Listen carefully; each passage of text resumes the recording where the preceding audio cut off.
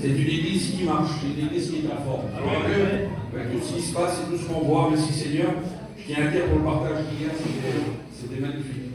Il y avait une communion ensemble, c'était terrible. Et c'est là où le Seigneur nous envoie la bénédiction. Gloire à Dieu, c'est dans la communion, que le nom du Seigneur soit béni. Alors on va chanter des cantiques et on va passer pour l'offrande. Alors je ne sais pas qui est désigné pour l'offrande.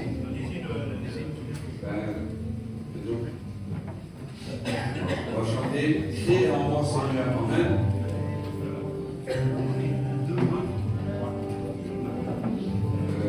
Et un autre frère, un cadre ici.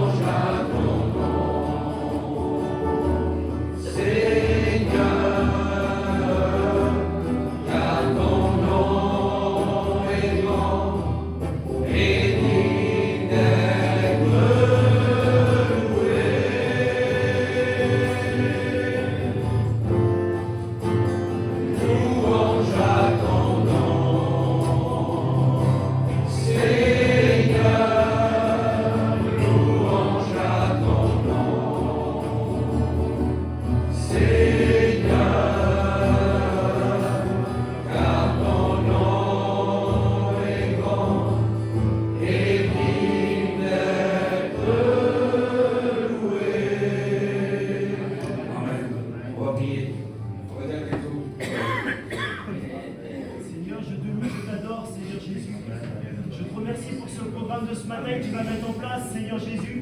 Et tu vois ces offrandes, Seigneur, que tu puisses les fructifier, Seigneur Jésus, afin de servir pour ton œuvre, Seigneur. Merci pour les missions qu'on a eues, Seigneur Jésus. Merci pour tous les bienfaits. Mais ce n'est pas fini encore, Seigneur Jésus. Il y a encore du travail devant nous, Seigneur Jésus. Alors que ça puisse fructifier dans ton œuvre, Seigneur. Amen. Je voudrais qu'on soit ensemble ce matin. Dans un même corps, dans un même esprit. Comme les frères étaient dans la chambre haute, là, que ce vent impétueux passait. Et je voudrais que dans cette matinée, on puisse recevoir des choses qu'on a perdues. Je voudrais que dans cette matinée, on puisse comprendre qu'on est des enfants de Dieu.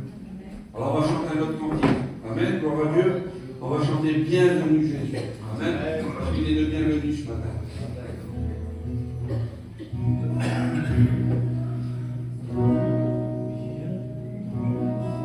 Bienvenue Jésus.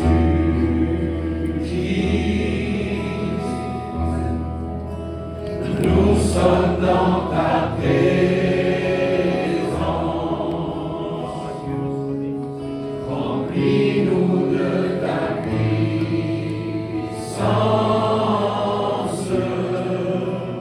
viens et règne en nous.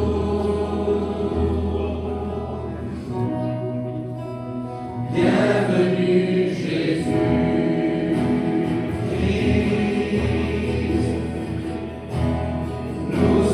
Dans ta présence,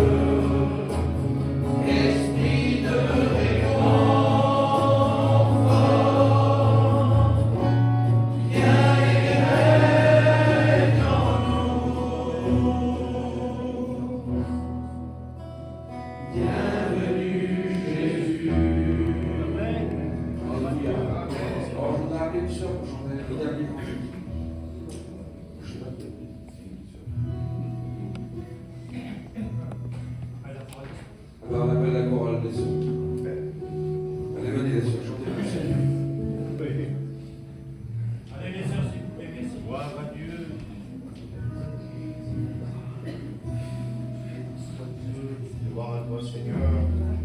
Allez, les sœurs, gloire à Dieu.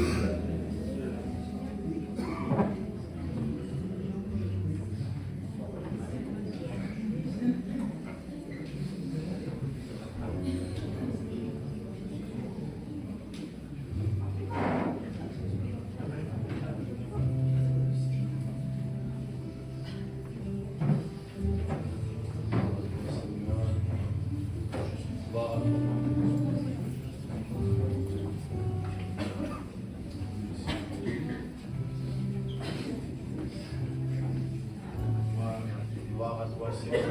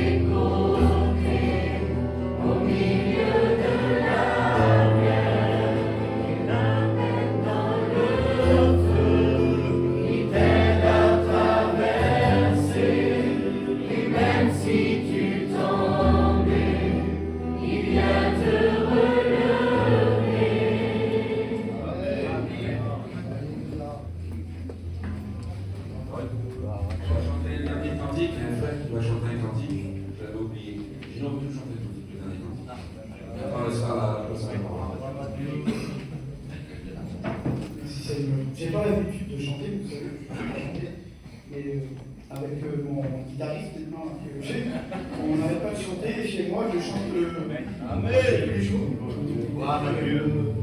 On a regardé, j'aime bien chanter moi les cantiques. Et puis il m'a fait écouter un cantique que je ne connaissais même pas, tellement qu'il regarde les cantiques. Et puis je vais aussi vous chanter Il est un fleuve. Gloire à Dieu. Amen.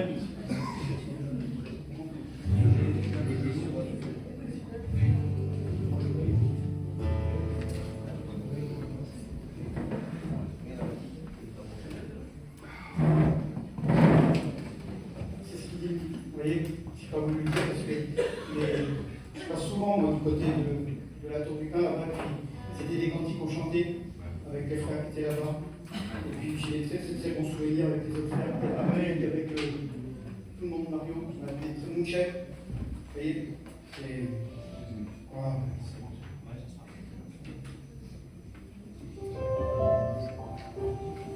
Gloire à Dieu, sois béni, maître.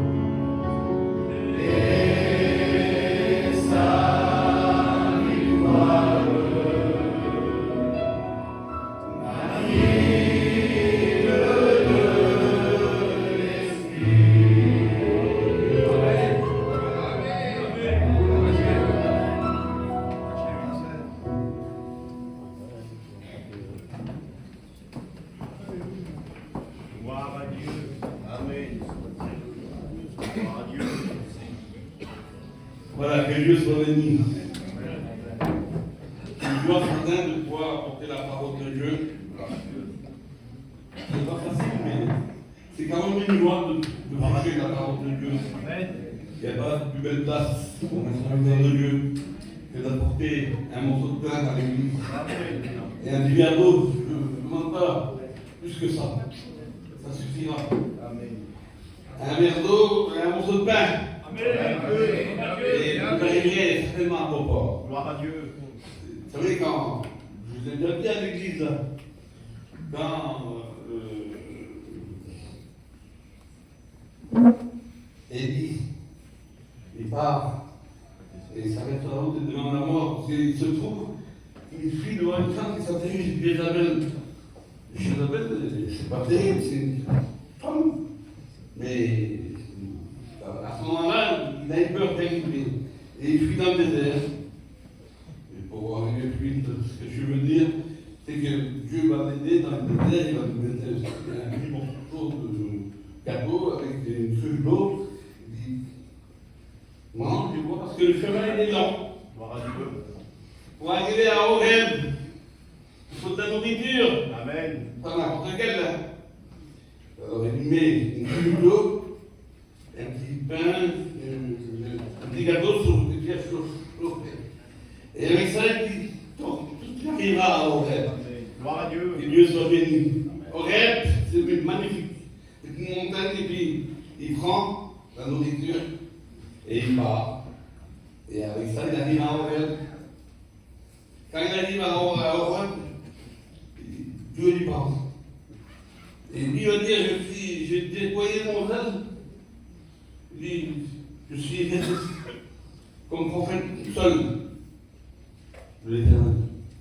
Il ne dit pas qu'il avait fui devant tout le peuple, il dit je suis resté seul comme prophète.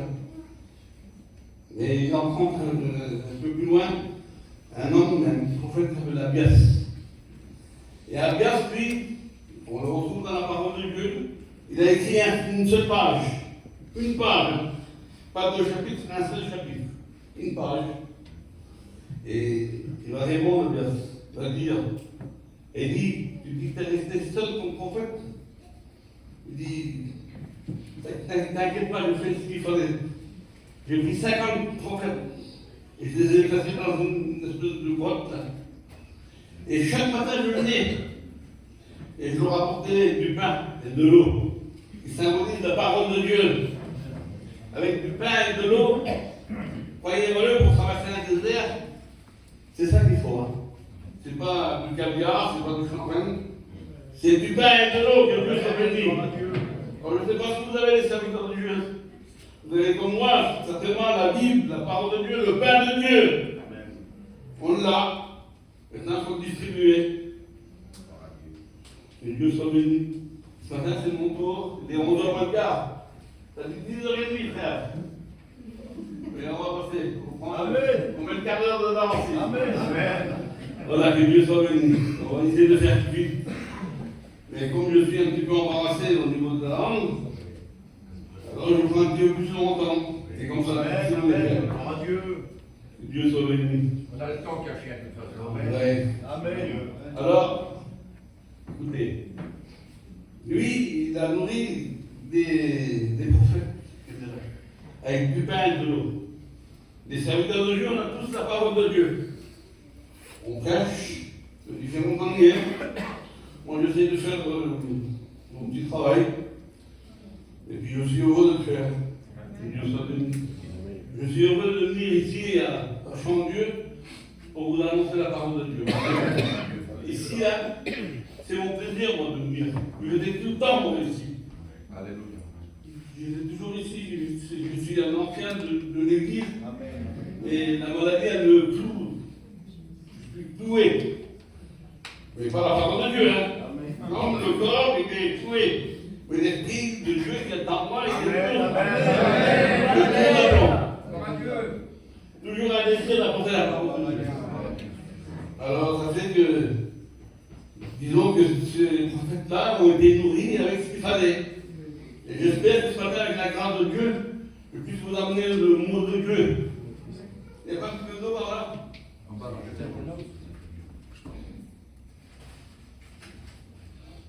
Merci. Ça sert d'avoir des frères, hein?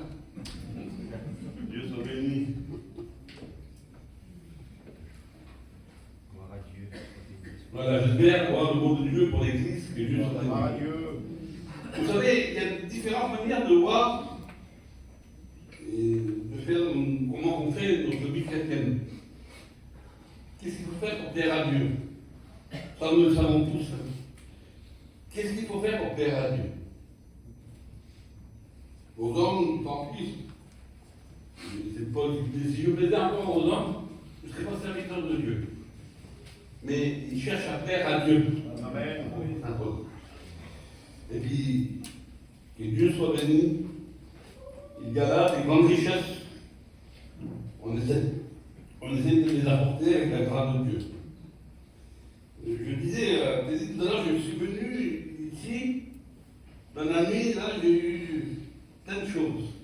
Je me vois plein de choses. J'ai été béni. Gloire à Dieu. Fort. Et puis en bas ici, j'ai plus le thème. Je ne sais pas s'il y a eu. Je ne sais pas. Bon, ben, voilà. Attention, je ne perds pas ta mémoire. Hein. Ça, c'est malheureusement, c'est de la SMR. Et je suis un petit peu embarrassé dans la langue. Mais le cerveau, il fonctionne. Dieu. Alors, mais là, j'ai perdu le thème. Je ne connais plus mon thème. C'est embêtant. Mais Jésus, il a dit, il est préférable pour vous que je m'en aille.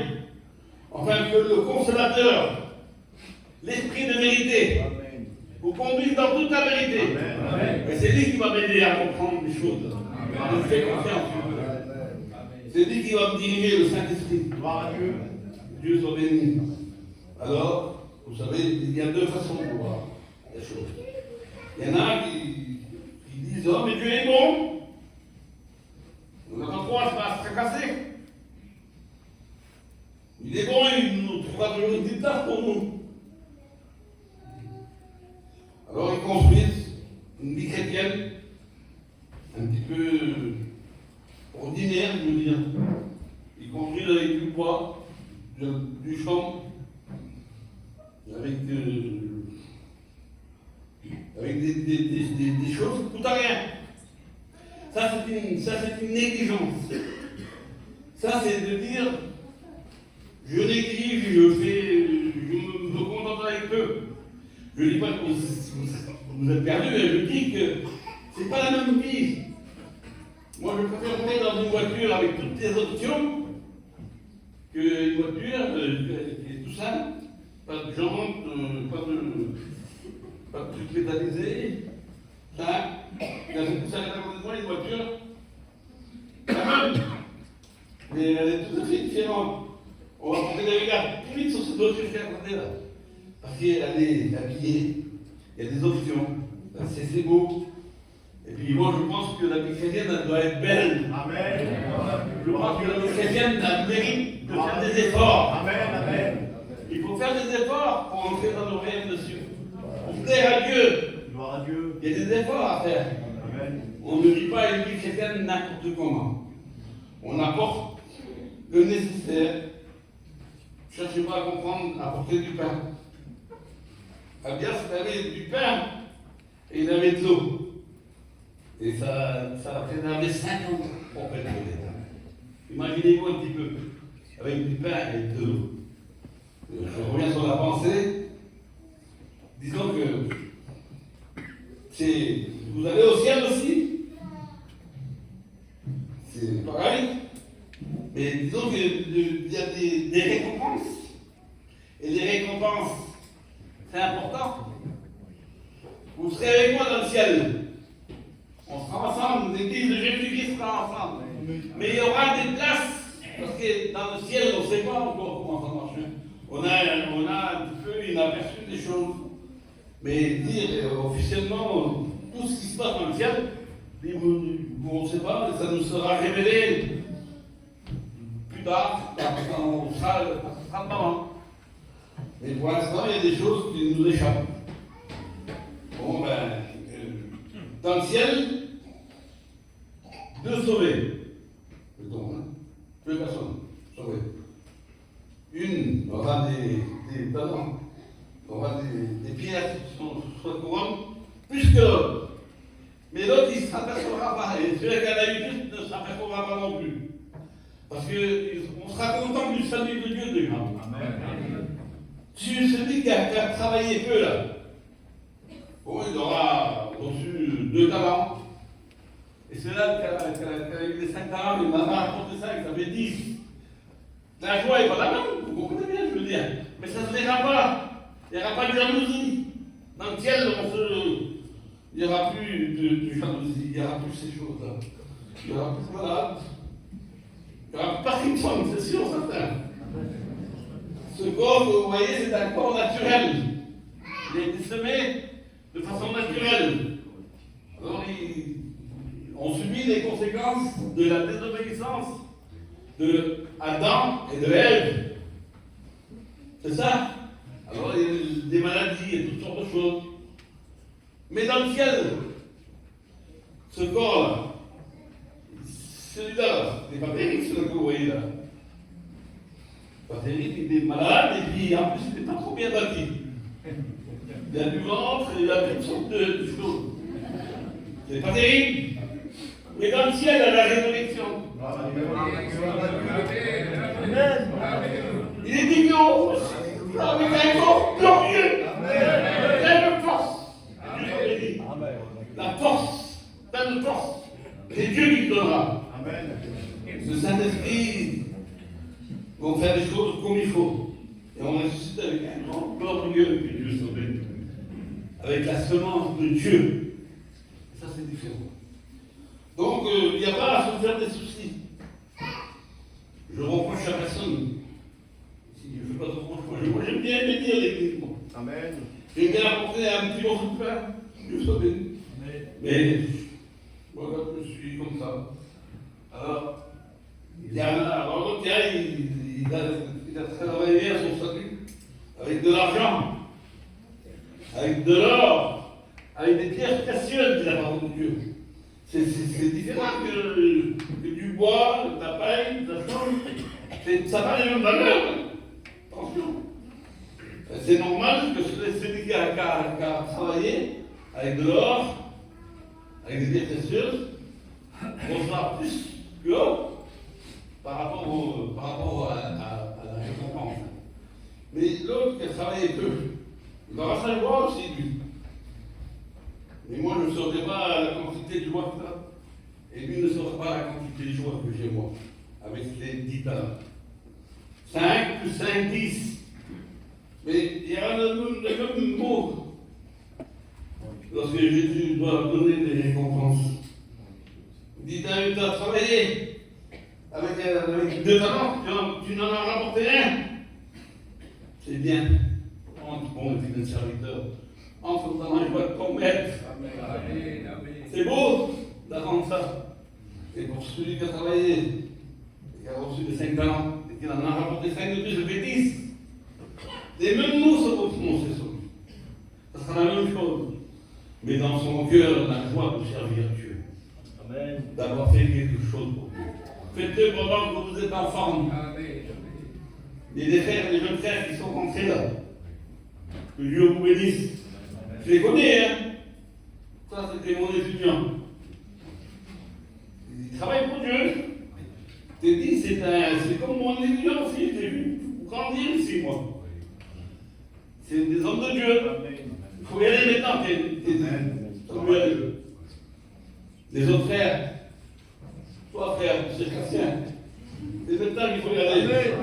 Il faut sauver les âmes, les arracher du feu, dit la Bible. C'est le rôle de chaque chrétien. Dieu te bénisse. Alors, il arrive à Robert, il a bien fait le travail qu'il fallait. Et il faut donc pour son travail pour Dieu. Vous savez, il y a une chose que. J'ai perdu mon thème, tu te rends compte, c'est le nom de Jésus, c'est pas possible. Je sais plus. On partage quand c'est comme ça, hein, on patine un petit peu. Mais moi je connais Dieu. Je ne suis pas. C'est pas que je suis sous. Chacun connaît son Dieu, chacun a sa façon de faire. On a tous notre façon de faire. Et on sait comment il faut faire pour plaire à Dieu. Dieu soit béni. Alors moi, comment Dieu dort pas pour vous. Je me regarde, je prends la porte de la chambre, c'est-à-dire, je pousse la porte, 3h, 4h du matin. Et puis je commence à creuser. Gloire à Dieu. Parce que vous savez, je vais vous dire une chose. Les belles choses, on les trouve parfois dans des terrains difficiles. Quand vous voyez les archéologues, un archéologue, c'est un homme qui est un homme de science, de recherche. Et il prend son petit marteau là, et des fois, il creuse, et ils sont en train de creuser. Et puis, des fois, c'est dangereux, parce que bon, ils font des profondeurs, mais ça peut s'écrouler à tout moment. Mais dans leur cœur, il y a quelque chose qui les attire, de trouver la perle rare, de trouver quelque chose de magnifique. Alors ils creusent. C'est dur, mais ils y vont rendre. Ils savent qu'il y a des problèmes, des difficultés. Mais il y a quelque chose qui les pousse, qui les propulse en avant, pour trouver cette chose qui est tant convoitée. Et d'un coup, il arrive à quelque chose, un petit pinceau. Et puis, ils sont en train de dépoussiérer un petit peu, enlever la terre qu'il y a sur eux. Ils arrivent à trouver des choses qui ont des années. Et on dit, l'histoire dit que l'arche de Noé s'est arrêtée sur le mont Ararat. Il a fait naufrage là-bas. Ben, on dit que d'après l'histoire, ils ont trouvé. Ils ont confirmé parce qu'ils ont trouvé des choses, des débris du bateau, et ils se sont aperçus que ça venait de l'arche de Noé. C'est beau, c'est instructif, c'est magnifique. Donc, moi je suis un petit peu comme un archéologue. Je fouille. Et c'est dur. Des fois on passe des heures, parce que ne croyez pas qu'un message on reçoit dans les 10 minutes qui viennent. Ça dépend de fond, rapidement, de la pensée du Seigneur. Mais il y a des fois il faut creuser. Alors je creuse. Je suis comme l'homme qui s'est assis et qui a regardé les gens, comment il fallait faire pour bâtir quelque chose de solide. Pour bâtir quelque chose de solide, c'est pas au bord de la mer. Hein. Au bord de la mer, vous allez arriver à faire un chapeau haut comme la salle. Mais à la première petite vague, tout s'écoule. Alors lui, il a compris qu'il ne fallait pas bâtir sur le monde, sur du sable. Il va choisir de bâtir sur du roc. Et le roc, c'est dur. Alors il creuse. Et il arrive à creuser. Et en creusant, ça prend du temps. C'est difficile. Mais il continue, que Dieu soit béni. Il est courageux. Il arrive, et d'un seul coup, il voit quelque chose qui brille. Ça brille. Il est en train de faire une grande découverte. Et quand on creuse, si le fois vous trouvez quelque chose dans la parole de Dieu, il faut creuser, hein. Il faut enlever et déblayer. On ne peut pas rentrer dans le ciel avec des choses qu'on veut garder. On n'aura pas le ciel comme ça. Vous savez, le voyageur, quand il venait à une certaine heure à Jérusalem, la parole de Dieu nous dit que Jérusalem était une ville très fortifiée. Il y avait une enceinte autour de Jérusalem, des murs épais, hauts. Elle était difficilement tenable, Jérusalem. Alors on fermait les portes, parce que les étrangers ne devaient pas y rentrer. Alors on fermait les portes et ceux qui habitaient à l'intérieur étaient protégés. Puis quand le voyageur venait, il restait un endroit où on pouvait passer. Mais il fallait se décharger de tout ce qu'on avait. C'était un voyageur qui venait, et l'endroit où il passait, ça s'appelait le trou d'une aiguille. Le trou de l'aiguille. C'était plus petit que les portes. Il fallait qu'il s'abaisse, le chameau, il fallait qu'il se mette à genoux. Et on déchargeait le bac qu'il avait sur lui.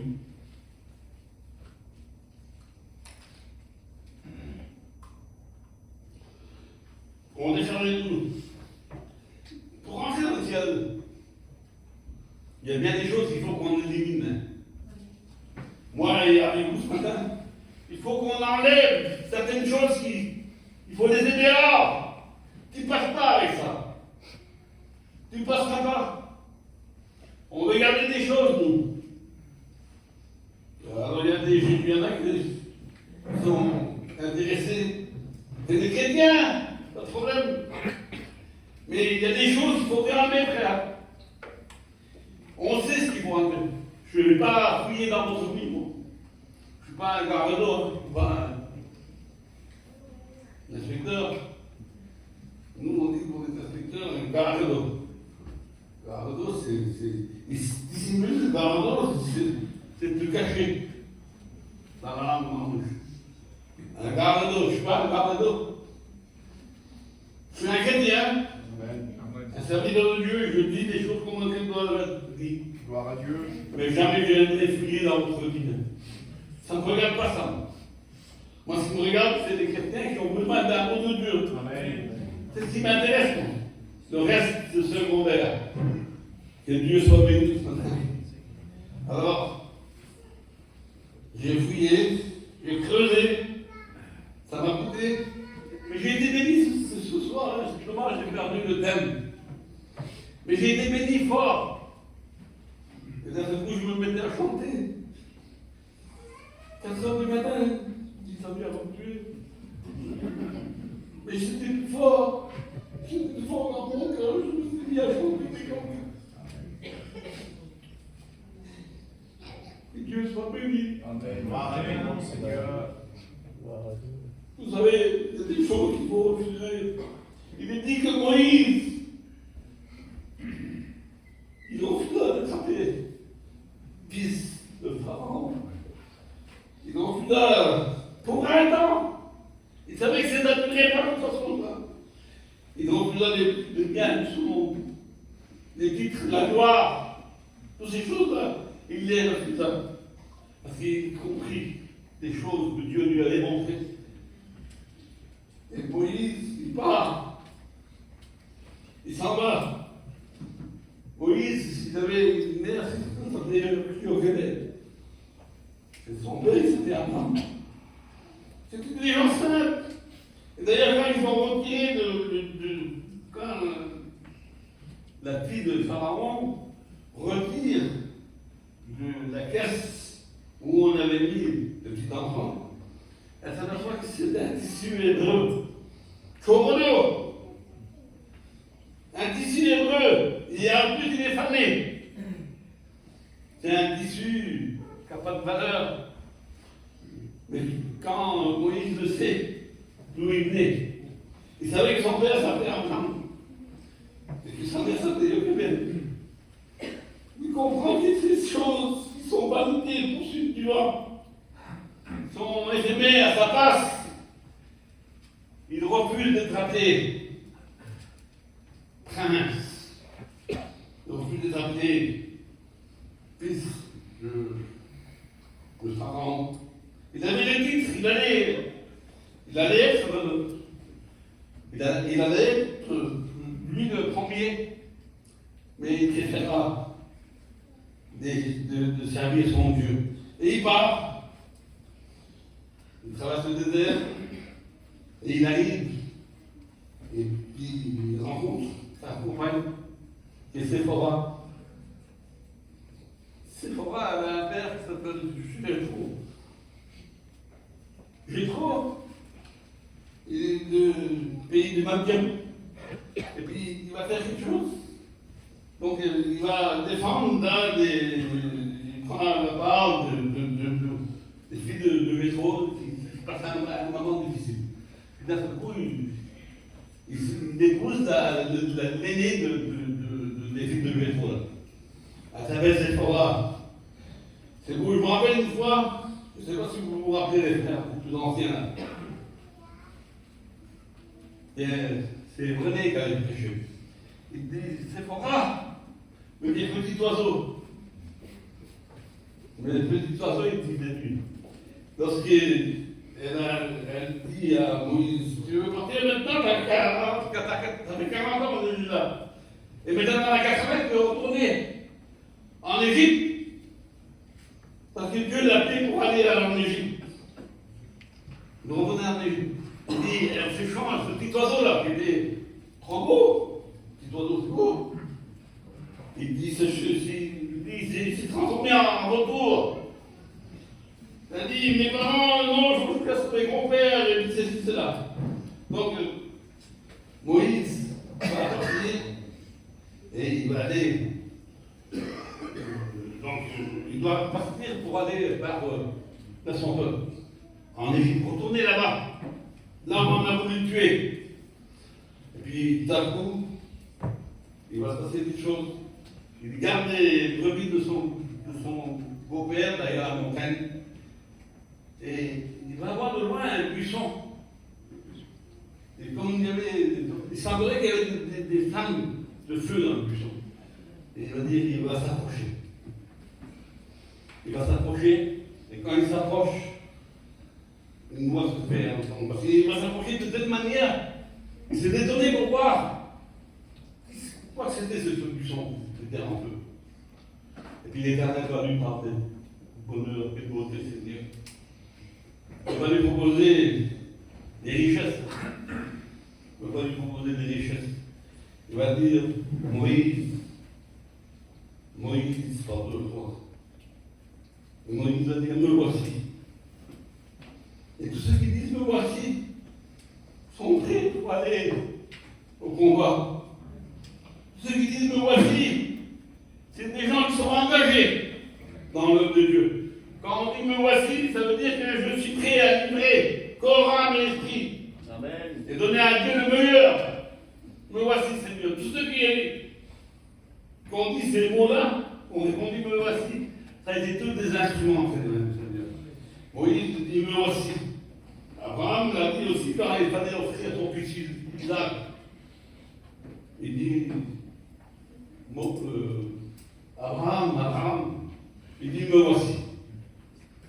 Et là, en disant me voici, Dieu va lui dire il faut que tu m'offres ton fils Isaac, le meilleur de ce qu'il avait.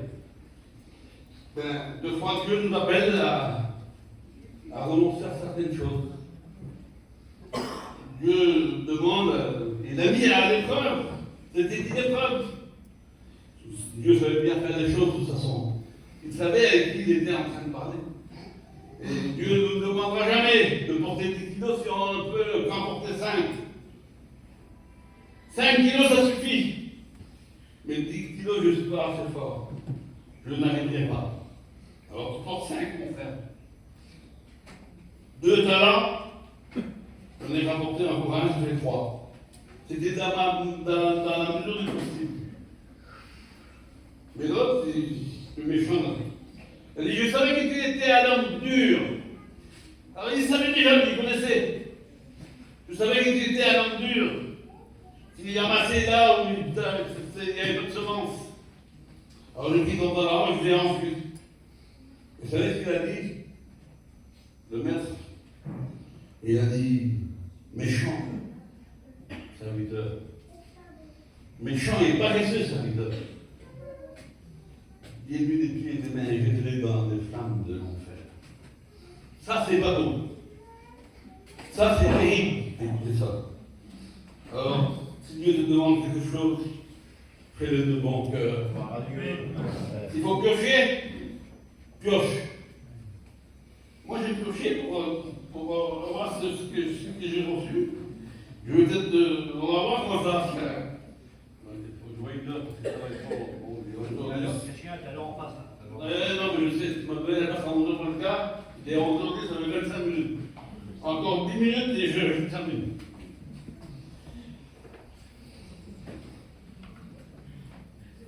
Que Dieu soit béni.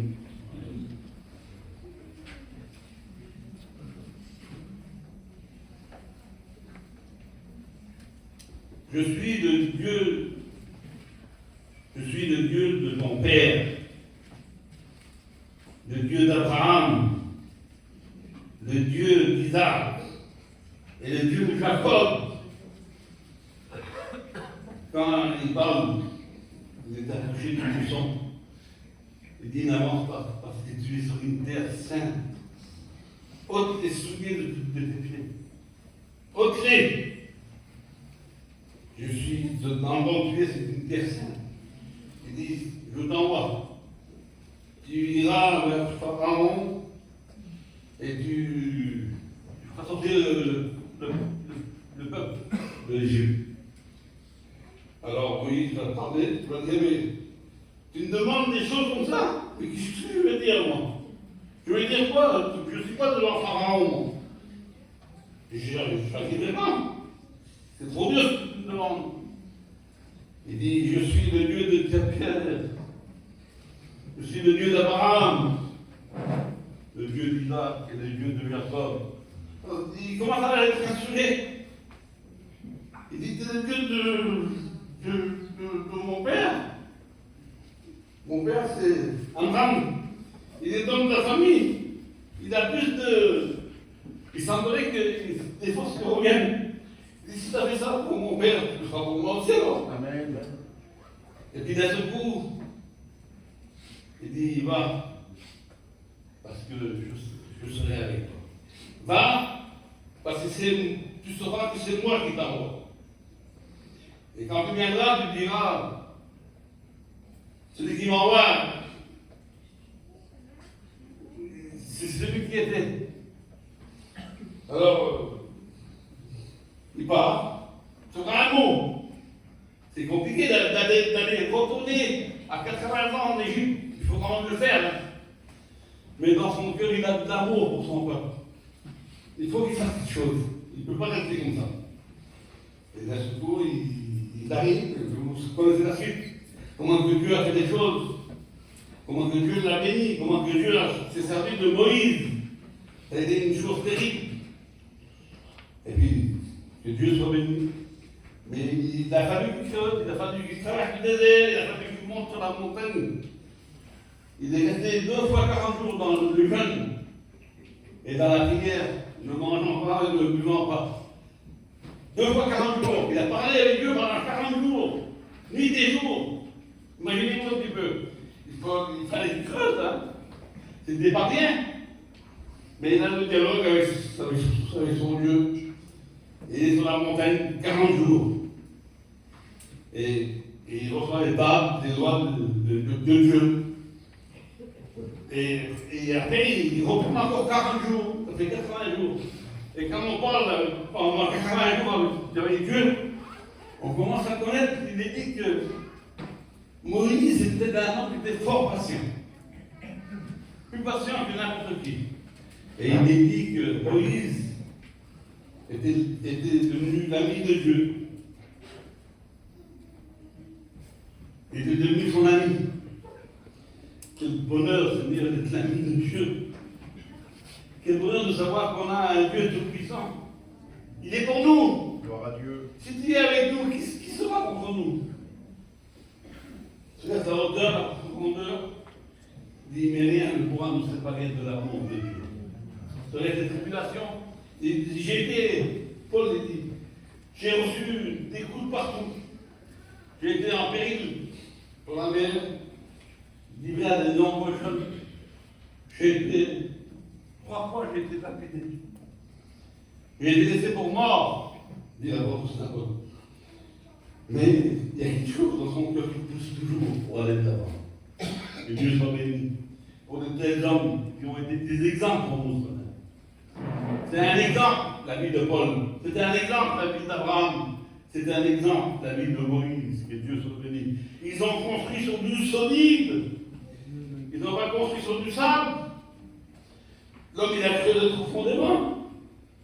Et lorsqu'il a creusé et qu'il a commencé à bâtir sa maison, il a vu que ces fondations, je ne connais pas trop, moi, beaucoup de Seigneur dans les constructions. Faire un mur, il est capable. Samuel aussi. Moi, je ne sais rien faire de ça. Je ne suis pas un manuel, moi. Mais bon, j'apporte une parole de Dieu. Si Dieu m'a donné ce talent-là, moi, je ne peux pas en fuir. Hein. Même si je suis malade, je ne veux pas en fuir le talent que Dieu m'a donné. Je veux rapporter au moins un autre talent. Alors que Dieu m'aide. Je creuse, bon, c'est difficile, mais on le fait quand même. Dieu s'en bénisse. Vous ne croyez pas que c'était un fardeau pour moi, là, de moi prêcher là. C'est pas un fardeau. Parce qu'il y en a qui disent, mais il est fou ce truc-là. Il faut qu'il arrête. Je ne vais pas pareil. J'ai une vue différente. Tant qu'on me dira prêcher, et les frères le font plus maintenant qu'avant encore. Coucou, Sébastien, je parle plus aux plus anciens là. Jamais j'ai prêché autant que maintenant. Amen. Et je tiens à vous remercier. de Dieu. Amen. Voilà, donc vous savez tout, je crois ma gueule, mon secret. Ben, je suis content. Les frères qui sont autour de moi, maintenant ça va être le tour de Teddy, c'est un homme de Dieu, je connais Teddy. Samuel, vous allez me donner la place à moi parce que je suis avec vous pour le faire 90 ans. Amen. Gloire à Dieu. Gloire à Dieu. Non, mais c'est des bons frères. On partage. Amen. Gloire à Dieu. Dieu soit béni. Et quand j'ai lu, je regardais, vous savez que pour traverser le roc, c'est une pierre la plus difficile qu'il y a. C'est pas une place, c'est pas une qualité qui s'explique. Le roc, c'est quelque chose de puissant. Mais j'ai pensé à quelque chose. Je dis, Seigneur, je suis ton serviteur. C'est difficile de creuser dans le roc. Mais je me suis souvenu d'un passage. Je me suis souvenu d'un passage de la parole de Dieu. Lorsqu'il est écrit dans le livre de Jérémie, chapitre 23, verset 29. Il dit cette parole sur Jérémie. Il dit, ta parole n'est pas comme un marteau qui brise le roc. Amen. Ben, la parole de Dieu que nous avons dans la main, c'est plus puissant qu'un nez, on appelle ça un marteau-piqueur. Vous avez vu les marteaux-piqueurs? C'est puissant. Mais la parole de Dieu, elle est plus puissante que ça. Amen. C'est plus puissant que les bombes atomiques de Poutine. Vous avez vu? La parole de Dieu, elle est comme un marteau qui brise le roc. Ta parole est un marteau qui brise le roc. Quel bonheur de Dieu. Jérémie, il faut reçoit ce message-là. On dit que Poutine a un missile qui peut atteindre la France en 18 minutes, je crois. Il y a la Russie là-bas. Et il arrive sur l'objectif précis. Et c'est un missile qui est lourdement chargé de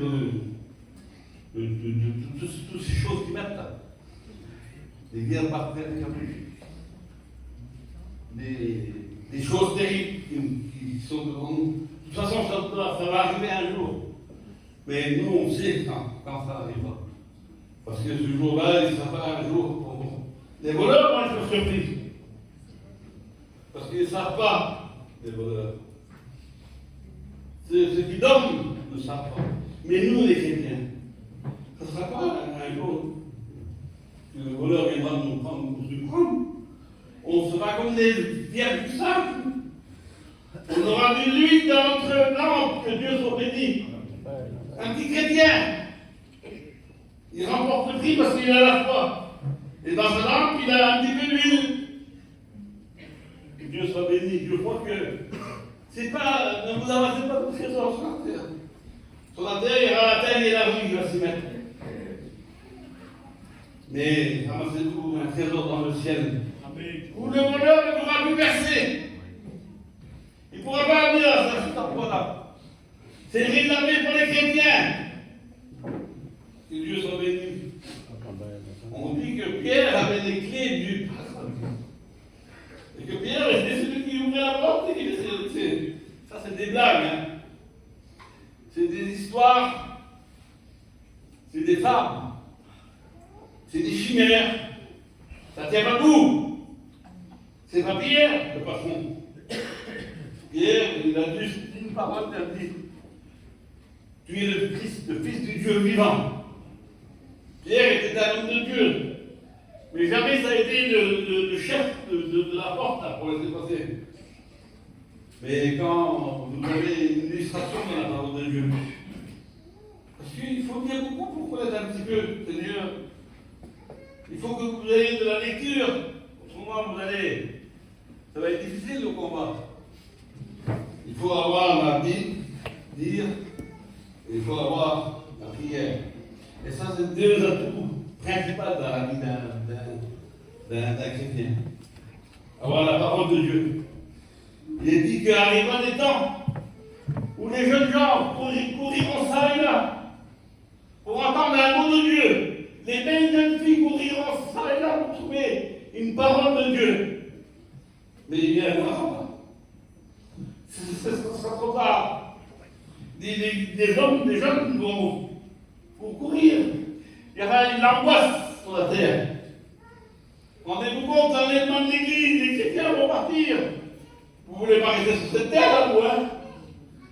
Vous ne voulez pas rester avec votre camping dernier modèle? Vivez la plus de chômage, mais que votre cœur soit prêt. Que votre cœur soit prêt pour rencontrer Dieu. D'entendre ces mots, beauté Seigneur. Donc on pose pas sur des choses de ce monde. On prend le marteau, qui est la parole de Dieu, et on creuse. On y va, on frappe. C'est Paul qui disait, je ne suis pas comme celui qui parle en l'air, qui frappe en l'air. Je ne tape pas à hasard, disait Paul. Mais j'ai un objectif. J'ai un but précis. Je frappe pour gagner, pour courir, pour arriver. Je ne perds pas de temps. Je n'arrive pas sur la route. Vous voyez la petite histoire de la tortue avec le lièvre. Vous la connaissez, hein? Walt Disney. Il se promène. Le lapin, le lièvre, ça poursuit une tortue. Mais à la fin, c'est la tortue qui rencontre lui. Parce qu'il a eu de la négligence. Il ne faut pas qu'il y ait dans la vie chrétienne de la négligence. Oh, on verra bien. Vous savez que je ne vais pas vous monter comme ça, hein. On aura bien le temps. Eh oui, il y a le temps, oui. Il y a le temps, mon frère. Il y a des âmes qui ont besoin d'écouter la parole de Dieu. Des personnes qui ont besoin de rencontrer Jésus. Des personnes qui leur sont données un morceau de pain. Et c'est pas avec des choses du monde qu'on gagnera des chrétiens. On va gagner les chrétiens avec une parole de Dieu. On reprend, mais on reprend avec douceur. Ne reprend pas avec dureté. Reprends avec douceur. La douceur, c'est beau. Quand on mange un bon fruit, c'est bon un bon fruit. J'aime bien manger des fruits. J'aime bien manger aussi un morceau de lard, ne vous inquiétez pas. C'est comme ça. Donc, je termine maintenant. J'ai dit qu'il était 11h20. 11h20, dans 5 minutes, je finis. Alors, je termine avec, je ne sais pas, mais j'ai perdu mon thème, c'est dommage, Seigneur, je ne sais pas ce qu'il y a eu.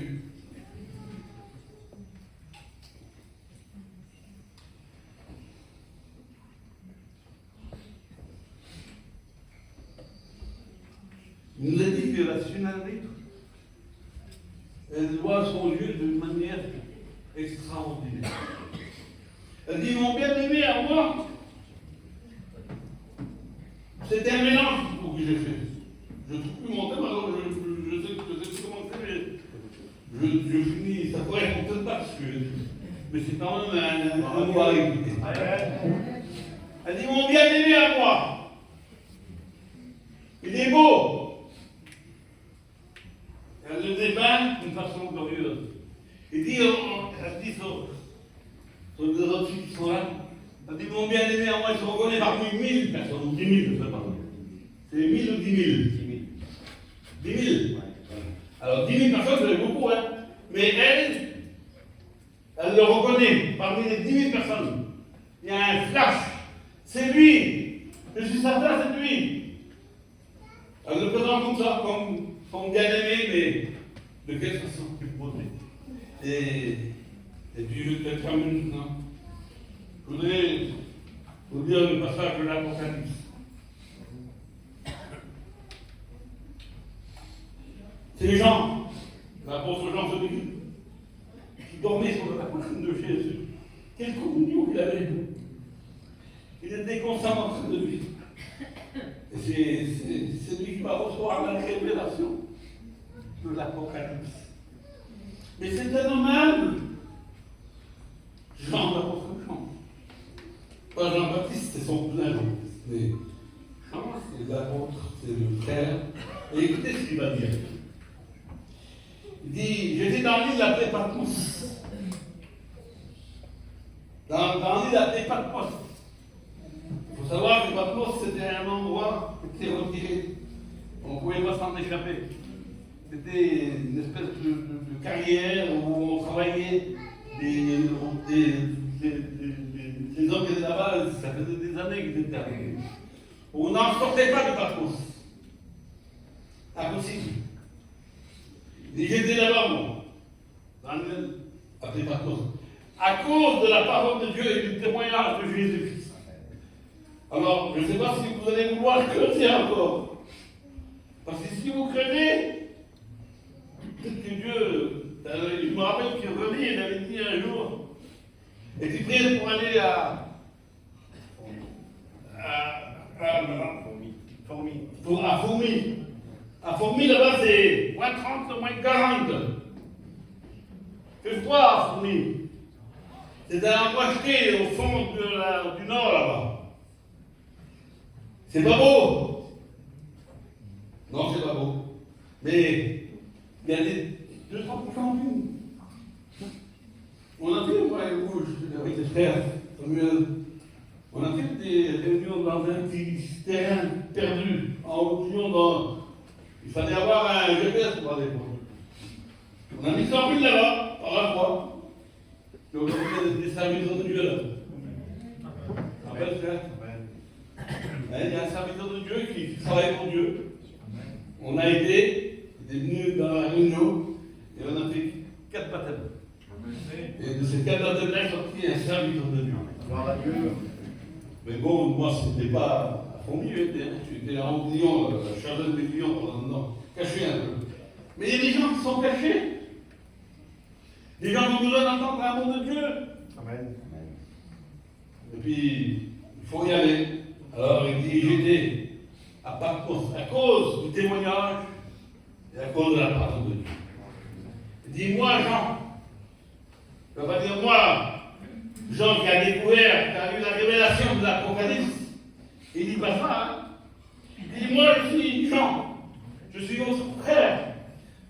Il dit, quand vous passez des moments difficiles, il dit, je ne suis pas un extraterrestre. Il dit, je suis comme vous, je suis votre frère. Je ne suis pas quelqu'un de spécial, parce qu'il avait peur de se nommer et de dire c'est lui qui a eu la révélation de l'Apocalypse pour les crâneurs. Il dit non, moi je suis votre frère Jean. Et j'ai été à Patmos à cause du témoignage et de la parole de Dieu. Il dit, donc il lui a dit ce qu'il a vu. Écoutez comment il le présente. Apocalypse chapitre 20.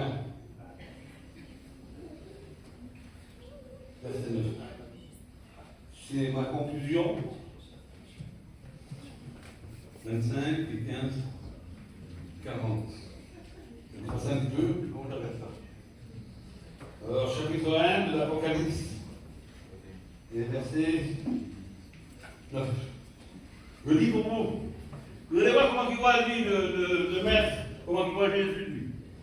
La tsunami, elle l'a vu parmi 10 000 personnes. Elle a dit, il est beau, il est resplendissant, mon bien-aimé. Et là, ça parle de l'Église. La tsunami, c'est l'Église. Et son bien-aimé, c'est Dieu, c'est Jésus. Alors, vous allez voir comment que lui, il voit la chose.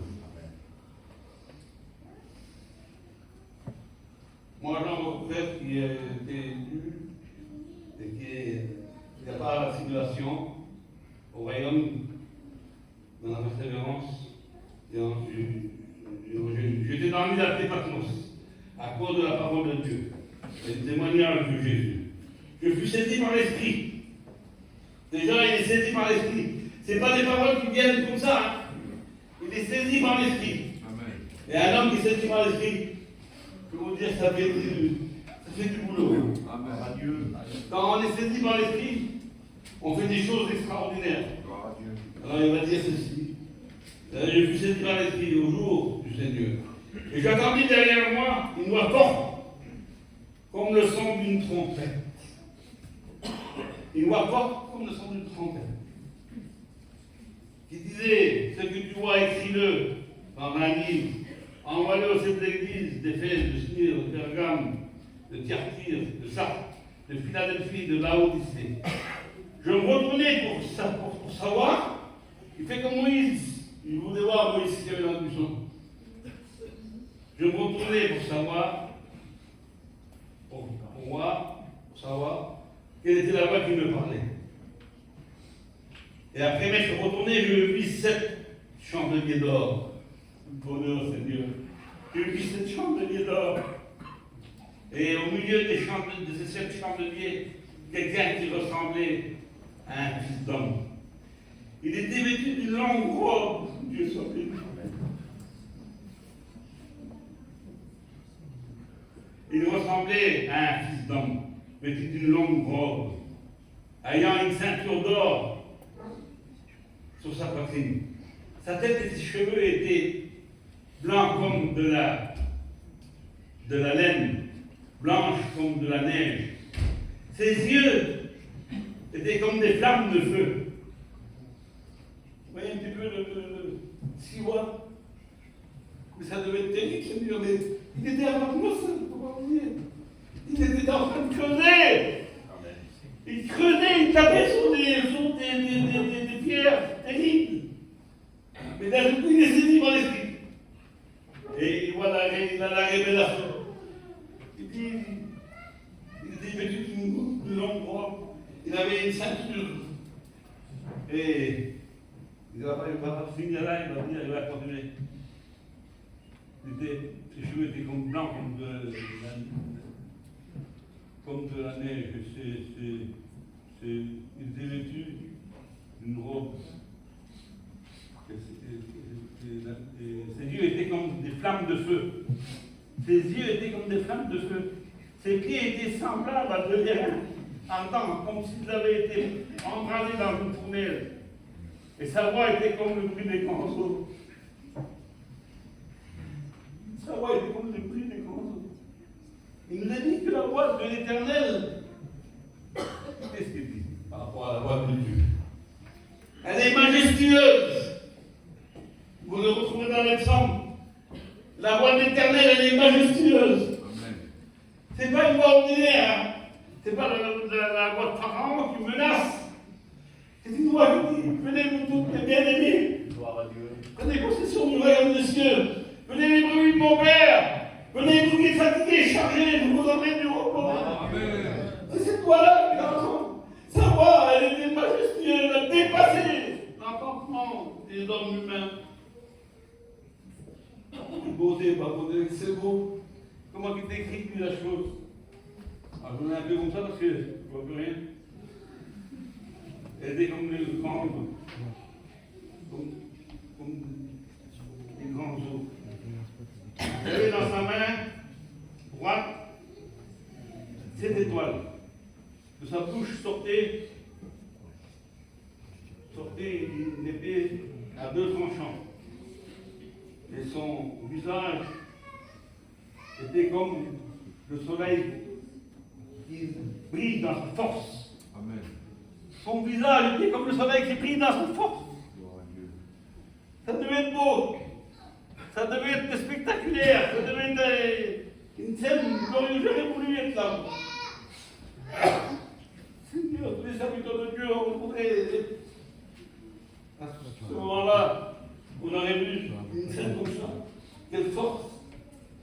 Alors là, je voulais terminer. Son visage est comme le soleil qui brille dans sa force. Quand je le vis, je tombais à ses pieds, comme mort. Il posa sur moi sa main droite en disant, ne crains point, je suis le premier et le dernier. Le vivant, j'étais mort. Mais voici, je suis vivant au siècle des siècles. Je tiens, vous voyez les clés, on dit les clés de Pierre avait les clés du paradis. Lui, il dit, je tiens les clés. C'est lui qui les a. C'est lui le patron. C'est lui le patron. Quand il voit l'homme qui rentre, il dit, mais où tu es, toi? T'as pas la vie de noces. C'est pas habillé comme un chrétien. T'as peut-être un Pierre Calin, quoi. C'était un costume de chez Givenchy, un parfum le meilleur. Mais ça ne fait pas la vie, ça. Ça ne peut pas rentrer dans le ciel, ça. Amen. T'as pas l'habit qu'il faut pour rentrer dans les noces. Que Dieu nous aide. Parce que je ne suis pas arrivé encore, moi. Je ne suis encore pas arrivé. Mais je cours. Amen. Je cours pour arriver pour atteindre le but. Voilà, je vais terminer. Je tiens les pieds de la mort et du séjour des morts.